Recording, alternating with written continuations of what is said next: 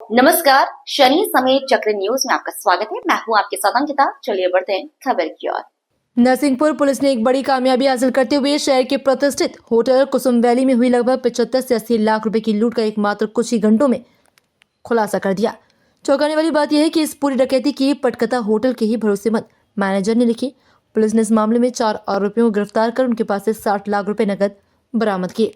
सूचना मिली कि होटल कुसुम वैली में 4 नकाबपोश बदमाशों ने जबरन घुसकर होटल में रखी भारी नकदी लूट ली।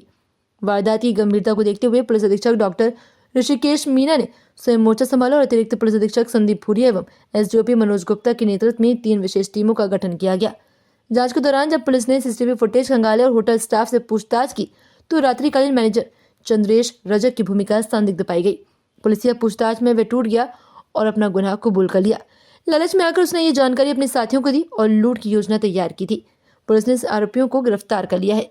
पुलिस ने तुरंत छापेमारी करते हुए 4 आरोपियों को धर दबोचा। उनके पास से कुल 60 लाख रुपए की नकदी जब्त की गई, जिसमें आरोपियों के खिलाफ बिजनेस के संबंधित धाराओं के तहत मामला दर्ज कर लिया गया। कई बार आपका खुलासा किया है सर, कैसे आरोपी पकड़ा गया, उन्हें क्यों इस घटना को अंजाम दिया?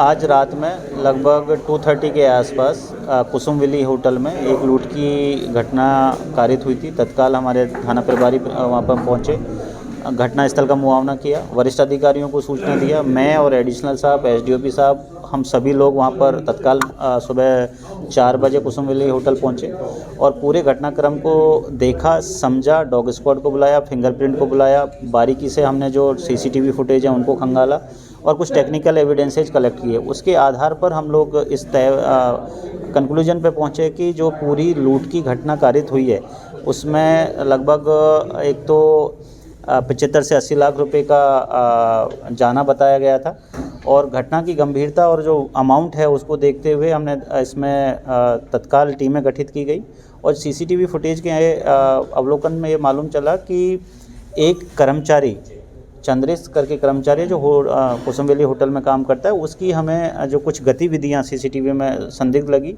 उसको हमने इंट्रोगेट किया। इंट्रोगेट करने के बाद उसने बताया कि उसने होटल के ही 2 अलग और कर्मचारियों के साथ, राकेश और एक अनुज, इनके साथ में मिलकर इसको एक षड्यंत्र बनाया था और अनुज ने 4 लोगों को बाहर से हायर किया था। उनमें एक मोनू है जो नरसिंहपुर का रहने वाला है और 3 जबलपुर के रहने वाले हैं। तो इस तरीके से 3 होटल के कर्मचारियों ने पूरा षड्यंत्र बनाया और 4 लोगों ने इसको अंजाम दिया।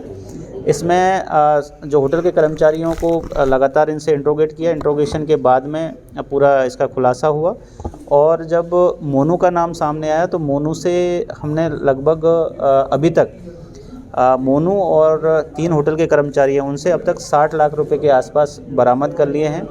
3 आरोपी अभी भी इसमें फरार हैं और अभी 5 मिनट पहले सूचना है कि हमारी टीम ने उनको भी हिरासत में ले लिया। उनसे रिकवरी के प्रयास किए जा रहे हैं और उम्मीद है कि जो पूरा 75 से 80 लाख रुपए का जो ये मसरूका था पूरा का पूरा हम इसको बरामद करेंगे। तो मामले में किसी हथियार का भी उपयोग किया गया? इसमें जो सीसीटीवी फुटेज में दिखाया गया है कि जो चारों आरोपी एक साथ आए थे, उनके पास एक पिस्टल नुमा हथियार था, एक के पास चाकू था और एक के पास हथौड़ी थी। तो चूँकि पहले से ही इसका षड्यंत्र होटल के कर्मचारियों के साथ में बनाया हुआ था, तो इन्होंने एक मारपीट करके एक झूठा सीन ऑफ क्राइम बनाने की कोशिश करी कि इनको मारपीट करके इस घटना को अंजाम दिया है।